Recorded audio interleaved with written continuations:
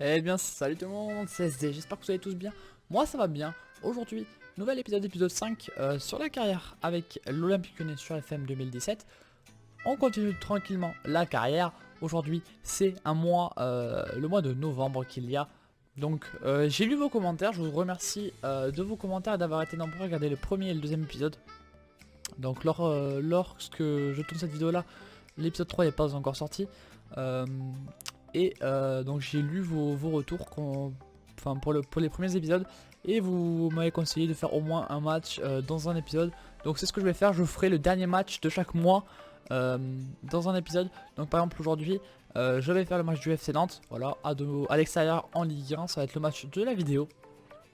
Donc comme ça je vais faire le résumé de chaque match. Et ensuite à la fin de la vidéo vous aurez donc le dernier match du mois. Donc aujourd'hui ce sera contre le FC Nantes par exemple. Voilà, donc par exemple pour le mois prochain ce sera Angers le dernier match, donc ce sera celui-là que vous aurez pour l'épisode 6. Voilà, donc lors de cet épisode on a eu pas mal de matchs. Parce qu'en tout on en a 6, donc là il y en a 5 qui ont été effectués du coup. Et on commence tout d'abord avec un match en Ligue des Champions contre Manchester City.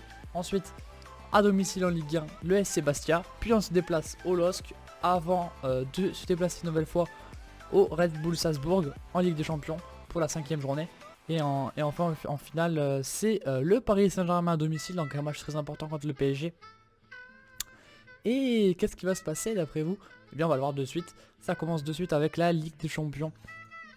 Et un très très bon résultat en Ligue des Champions, tandis qu'à domicile on a réussi à battre, voire à écraser Manchester City 3-0 dans un match archi dominé par les Lyonnais. On a fait comme toujours l'équipe type avec Raphaël, la même défense que d'habitude avec Yangambioa, Nkoulou, Ribus. Le milieu à 3 également qui est pareil avec Dardar Tolisso Godalon. C'est très très fort hein, ce milieu à 3. C'est grâce à ce milieu que j'arrive à gagner beaucoup de matchs. Et ensuite une attaque Ghezal, Cornet, Lacazette comme également à l'habitude. Donc c'était vraiment pas mal comme équipe. Voilà les remplaçants pour ceux qui veulent voir ça. Vous voyez ici la composition de Manchester City qui était quand même pas dégueu. Agüero, Silva, Sané, De Bruyne, Gundogan, enfin voilà. Il y a des mecs, Johnston, enfin c'est plutôt solide. On voit les remplaçants, on se dit qu'il y a quand même beaucoup plus de qualité chez Manchester City. Mais on a fait un meilleur match qu'eux, on était à domicile, on en a profité. C'est aussi pour ça, on sait que les matchs à domicile sont pas mal cheatés sur FM et qu'on peut facilement gagner les matchs à domicile. Là dans ce match là ça s'est vu, j'ai largement dominé en termes d'action. Et ça s'est ressenti, étant donné que j'ai gagné 3-0 dans une victoire quand même assez évidente. Ils ont pas eu énormément d'actions, donc on n'a pas été mis en danger. On va de suite voir les buts, parce que comme c'est ce qui nous intéresse, voir les buts, hein, voir les petits résumés des matchs, c'est quand même cool. Hein. Donc les 3 buts, Vincent Kompany contre 5 ans à la 20e minute, Corentin Tolisso à la 65e minute, avant que il y ait le 3-0 à la 89e. Donc voilà le premier but de ce match. Un déboulé de Cornet qui va centrer et Kompany qui essaye de l'enlever à Lacazette et malheureusement pour lui il va le mettre contre son camp. Donc en voulant bien faire tout simplement Kompany met un contre son camp. Tolisso à la 65e. Donc ça part de lui cette action comme vous voyez qui fait une passe à Darder, Lacazette et il fait un bel appel. Lacazette qui va le servir pour le 2-0, le but du break à la 65e. On est quand même bien à ce moment là du match, on se dit qu'il n'y a pas grand chose qui pourrait nous arrêter. Et c'est exactement ce qui se passe vu qu'on met même un 3ème but. À la 89e, une action qui part de Ferry, Lacazette pour Cornet, Lacazette qui fait 2 passes décisives dans ce match, Cornet qui marque une nouvelle fois. Donc là en Ligue des Champions, c'est vraiment bien pour lui. Et voilà, donc match largement dominé dans l'ensemble, 3-0. Ça nous mettait plutôt bien en Ligue des Champions vu qu'on passait devant City et qu'on était du coup 2ème. Ensuite on a eu un match dans la foulée contre le FC Bastia en Ligue 1 à domicile. Et c'est un score de 3-0. Également, donc 3-0, 3-0, assez propre les matchs. Là on avait fait un petit peu tourner mais pas non plus des masses. On avait mis juste Mamana à la place de Yangambioa et c'était tout d'ailleurs. Je crois qu'on avait fait plus tourner que ça mais pas du tout. Et donc vous avez pu voir que c'était un match beaucoup plus serré déjà en termes d'action. Hein. Ils ont eu 11 tirs, 4 cadrés. On a eu 14 tirs, 5 cadrés. Ils ont eu la possession de balle alors qu'on était à domicile. C'est assez étonnant d'ailleurs. Mais on a quand même réussi à gagner 3-0 dans une meilleure maîtrise de notre match, de nos efforts. But de Ghezal, de Lacazette et de Cornet. Donc c'est notre triplette offensive tout simplement qui a fait la différence lors de ce match. On va de suite voir les actions. C'est assez bien quand même que notre trio d'attaque marque comme ça dans certains matchs, c'est bien pour la confiance. Cornet qui donne une balle pour la cadette qui la donne à Ghezal, transversale rentrante. Et c'est le 1-0 hein, tranquillement à la 7ème minute de jeu.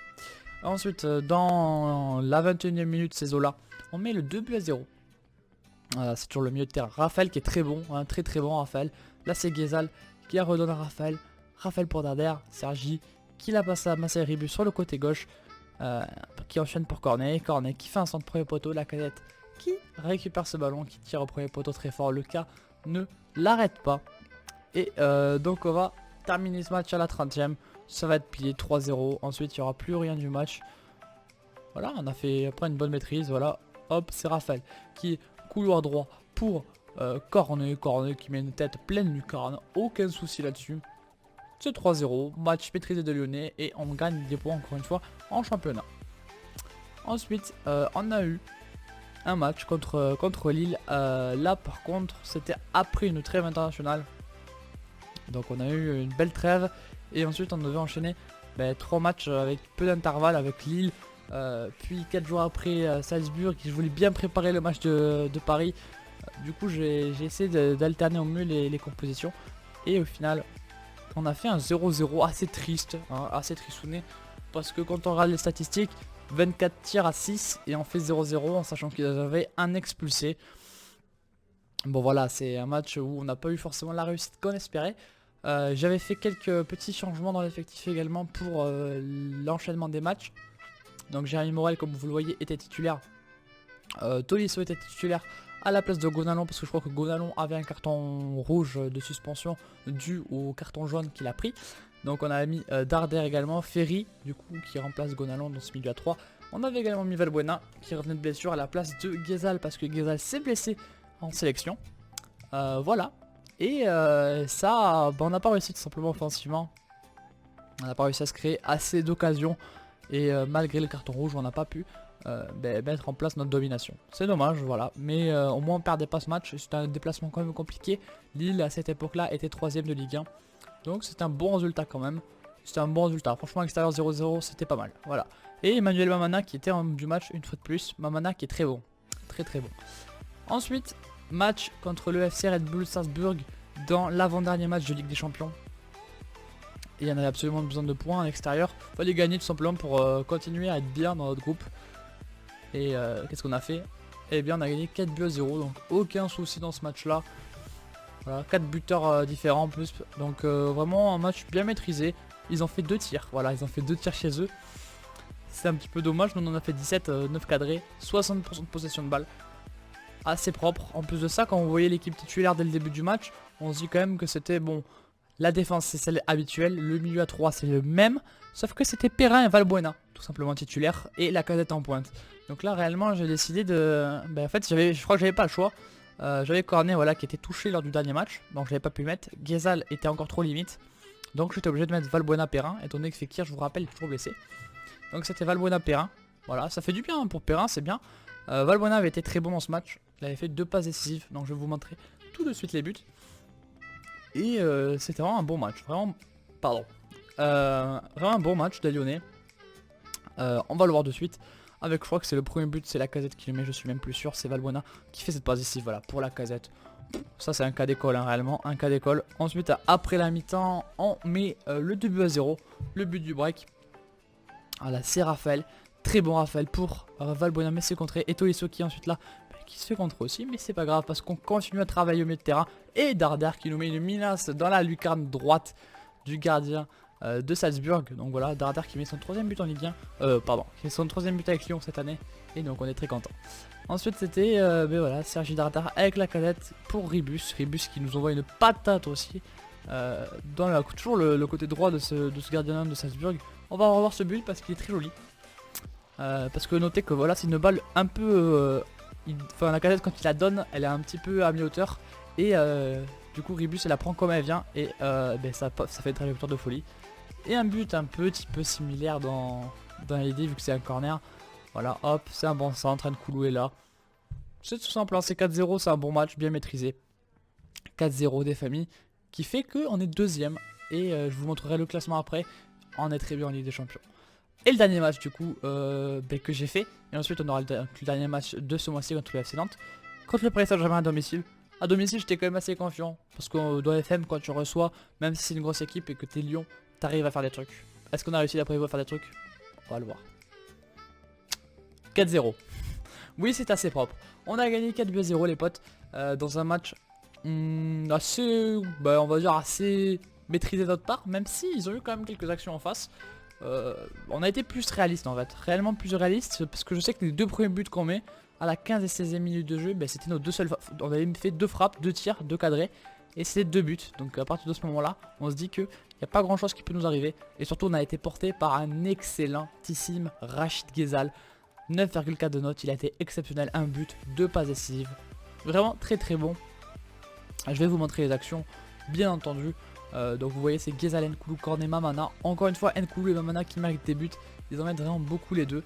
Cornet, Ghezal qui sont toujours aussi réguliers et pas mal. Franchement, Ghezal, je me tâte à le prolonger. Parce que je vous rappelle qu'à la fin de cette saison, ben, pour l'instant il est libre. Je peux le prolonger si j'ai envie. Donc on va réfléchir tranquillement à savoir si je jouera ou pas l'année prochaine. Je vais pas le prolonger. Si je joue pas l'année prochaine. Donc on va changer tout de suite les actions de ce match. Avec tout d'abord Ghezal pour Mamana. Mamana qui envoie une belle tête tout simplement, hein, tranquillement. Mamana très content. Un but ben voilà, assez classique on va dire. Ensuite voilà, ça part d'un bon tacle de Raphaël. La cadette qui a décalé pour Rachid Ghezal côté droit. Rachid Ghezal pour Cornet qui est venu repiquer. Une belle course de Cornet. Deuxième passe décisive, je crois, pour Ghezal et 2-0 déjà pour l'OL. Ça fait mal pour Paris. À la 16e minute de jeu, ça fait mal. Ensuite, c'était le 3-0. Hein, Ghezal qui joue très bien le coup. Hop, ça cafouille un peu. Cornet qui la glisse à Nkoulou. Nkoulou qui met un 4-0. Très bien positionné, Nkoulou. Et très belle finition aussi. Hein, très belle finition. Et donc le 4-0 qui intervient un petit peu avant la mi-temps. On a mis 4-0 PSG avant la mi-temps. C'est ça surtout qu'il faut souligner. C'est une passe décisive, je crois, d'Alexandre Lacazette. Sur ce but là, donc voilà, c'est une belle récupération de balle des Olympiens. Comme vous pouvez le voir, Darder qui donne cette balle à Gonalon, Gonalon qui la passe à Lacazette qui fait une très jolie passe pour Rachid Ghezal qui est récompensé. Rachid Ghezal méritait de marquer dans ce match et il marque son 5e but de la saison. On est très content.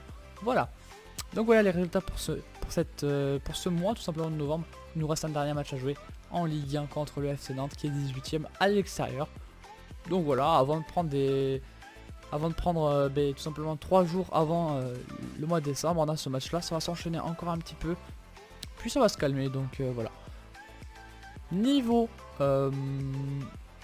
compétition, vous voyez qu'en Ligue 1 on est maintenant à 14 journées déjà, et qu'on a fait 12 victoires, 2 nuls, 0 défaites, on n'a toujours pas perdu de match, c'est très bien, 38 points, c'est pas dégueu non plus, 38 points sur 40 possibles, non sur 42 possibles, on est à 38, donc on est plutôt pas mal. Paris est à 32 points désormais, voilà, ils ont fait 2 défaites de plus que nous. On a derrière le LOSC à 26 points, donc on a quand même pas mal d'avance, et Malherbe juste derrière avec 24 points. Vous pouvez voir aussi que Saint-Etienne est relégable pour le moment, voilà, 13 points pour Saint-Etienne, 19ème de Ligue 1. Peut-être qu'il se réveille les Stéphanois. On peut voir aussi que Lacazette est le meilleur buteur lyonnais en Ligue 1 avec 12 buts. C'est pas mal, 12 buts en 14 matchs. Pour la Ligue des Champions, on est actuellement second à égalité avec le FC Bayern Munich. On a une meilleure différence de but qu'eux, mais étant donné qu'on a perdu contre eux, eh bien on est derrière eux. Mais en tout cas, on est sûr d'être qualifié pour la suite en Ligue des Champions. Donc c'est très bien déjà parce que c'était comme une incertitude du début de saison. Donc voilà, on a 10 points à égalité avec eux. On est très content, on a fait une bonne Ligue des Champions. On a gagné les matchs qu'il fallait. 2 fois Salzbourg, on a réussi à gagner à domicile contre City. C'était l'objectif, on peut toujours passer premier et ça peut être très important. Il nous reste donc le tirage de la Coupe de France qui n'est toujours pas tiré pour le moment, on a le temps. En Coupe de la Ligue, c'est Guingamp OL, un peu comme dans la vraie vie d'ailleurs, mais dans la vraie vie c'est OL Guingamp, là c'est Guingamp OL. Pardon, j'ai bougé le micro. Donc le meilleur buteur pour l'OL en Ligue des Champions c'est Corentin Tolisso et Sergi Darder. Voilà, meilleur passeur décisif pour l'OL c'est Maxime Gonalon, je suis assez étonné d'ailleurs. Voilà tout. Donc voilà. Voilà la tactique, je crois que je vais faire pour ce match. Je ne l'ai pas encore réglé. De toute façon, je vais faire une petite sauvegarde juste avant le match hein, pour bien sûr tout régler niveau consigne, etc. Niveau positionnement, je ne sais pas encore ce que je vais effectuer. Donc je vais faire juste une petite coupure à ce moment-là. Je regarde si j'ai pas des choses à vous dire.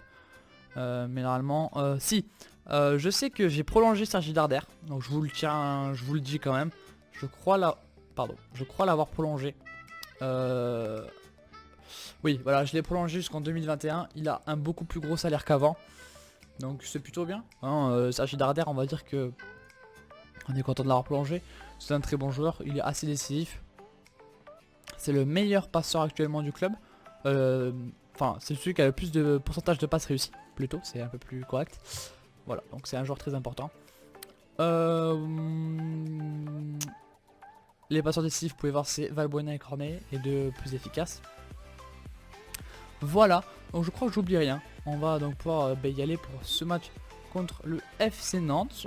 J'espère en tout cas que le format vous plaît comme il est, avec un match maintenant, tout simplement. Voilà, donc je vais régler tout simplement ma composition et on se retrouve de suite après. Donc à tout de suite. Donc c'est moi les potes, j'ai fait les petits réglages parce que j'ai vu que Raphaël et Massé Ribus étaient tout simplement suspendus. Donc voilà, j'ai pas changé grand chose, je vais vite regarder tout simplement qu'est-ce qui peut être le plus sympa. Je crois que j'avais déjà regardé, en fait j'ai enregistré ça, je me suis arrêté juste avant le match et donc j'avais déjà un petit peu fait les changements. J'avais juste bien regardé s'il n'y avait pas d'autres choses à effectuer, mais normalement c'est bon. Donc on va pouvoir y aller pour ce match de simplement de Ligue 1 entre le FC Nantes et l'OL. Donc normalement on est favori, voilà, quand même une belle cote de 1,33. Allez, il va falloir quand même gazonner, ça ne veut rien dire, gazouiller. Voilà. Je vais juste dire qu'il a un petit peu besoin de souffler. J'ai déjà dit. Pouvez m'aider pour passer. Mais qu'est-ce qu'il veut? Mais taisez-vous là, il m'emmerde avec leur truc là. Trop chiant. Donc voilà, c'est parti pour ce match entre le FC Nantes et l'Olympique Lyonnais. En tout cas, moi ça me fait plaisir de vous recommenter des matchs avec vous. Peut-être avec un bon match. J'espère que ce sera une victoire alors de ce premier match commenté avec vous, tout simplement. Et Gonalon qui fait une frappe, mais c'est arrêté par Ryu. Voilà pour la première action du match à 2 minutes de jeu. Bon, pour l'instant on a la possession de balle. Jalé qui fait pas beaucoup de matchs. Raphaël est en très bonne forme. Ouf, Gazal qui fait une petite incursion dans la défense. Donc je disais Jalé fait pas beaucoup de matchs étant donné que tout simplement Raphaël est exceptionnel. Le bon centre, dommage. Et pour le moment il râle un peu tout simplement de ne pas jouer, ce qui est assez compréhensible. Mais il y a une belle concurrence donc c'est compliqué pour lui quoi. Oh bien joué ça. Cornet qui frappe, bien arrêté par Rio. Pour l'instant l'équipe est bien en place. On arrive à faire notre jeu. Ils vont craquer, Allez, Darder qui va remettre ça pour Guézal, il n'y a pas d'hors-jeu. Mapou, Darder, Gonalon. C'est bien dégagé par Nantes qui doit, je pense, jouer très regroupé. En tout cas on a la balle et on arrive à faire des tirs. Donc c'est bien, il va falloir pousser. Attention quand même à pas se faire contrer. Non ça va, Yanga Mbiwa et dessus. Donc j'essaie de faire bien tourner mes 3 défenseurs centraux titulaires on va dire. Parce que je sais que j'ai Nkoulou, Yanga Mbiwa, Mamana. Et j'essaie de tous les faire jouer le plus possible. Oh magnifique. Et voilà Cornet qui fait une nouvelle passe décisive pour la cadette. C'est ça qui se passe dans ma carrière. Vous le voyez souvent sur les matchs. C'est ce genre d'action. Cornet côté gauche qui fait un bon centre pour la cadette qui simplement est au premier poteau. Il est toujours tout seul. Regardez ça, il est tout seul. Du coup ça fait 1-0. Voilà. C'est une action classique de l'OL cette année. Et on va pas s'en plaindre. Bon, Gonalon qui prend un jaune, c'est aussi classique cette année. Il prend des jaunes à tous les matchs. Je sais pas ce qu'il fait. Je sais pas pourquoi il fait ça. Il fait des jaunes. C'est pour ça que je le change souvent tôt dans les matchs. Non seulement parce qu'il se fatigue vite, et en plus parce qu'il prend des jaunes. Allez, c'est le début de la seconde période. On ne fait pas de changement alors que Paris mène à 0. Voilà. Alors, on a bien donné le match pour le moment. Faut continuer. Faut pas se faire surprendre. Ça m'énerverait un peu. Faut briquer. Ouh, Ryu qui a arrêté cette balle. Il y avait personne qui avait plongé au second poteau. C'est dommage parce que si quelqu'un avait plongé au second poteau, ça aurait pu être intéressant. Allez, Gonalon. Gonalon qui donne une belle balle pour cadet. C'est bien joué. C'est bien joué ça, Gonalon. C'est bien joué. La casette. Ouh lolo. Tonsen. C'était limite ça quand même un peu, non? Carton jaune à mon avis. Carton rouge pour Nicolas Townsend. Et là, ça va être encore plus simple pour nous, hein, a priori.